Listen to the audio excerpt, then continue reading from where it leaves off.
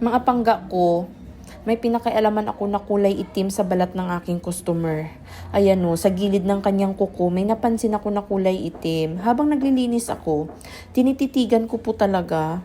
Iniisip ko nga na sabi ko, baka nunal. Pero parang hindi naman kasi masyadong malaki sa nunal. Tapos hindi ako nakatiis. Ayan, pinakialaman ko talaga yan. Pero nung una, pinakagatan ko muna ng maliit. Sabi ko, ay hindi nga siya nunal. Parang iniisip ko, baka naipit. Tapos may namuo na dugo. Syempre hindi ko naman matanong yung customer ko kasi nga ang sarap ng tulog. Kaya hinayaan ko na lang. Tapos nung napagtanto ko na hindi naman siya nunal, tinuloy-tuloy ko na.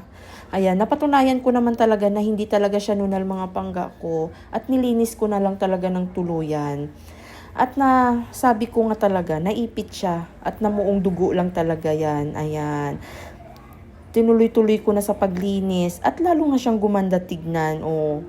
Linis na. 'Di ba? Sa mga nabitin mga pangga ko sa panunood, ilalagay ko po sa comment section ang link ng full video. Panoorin niyo po at maglalambing po ako. Huwag niyo na rin po kalimutan i-follow ang aking page. Thank you so much po. God bless.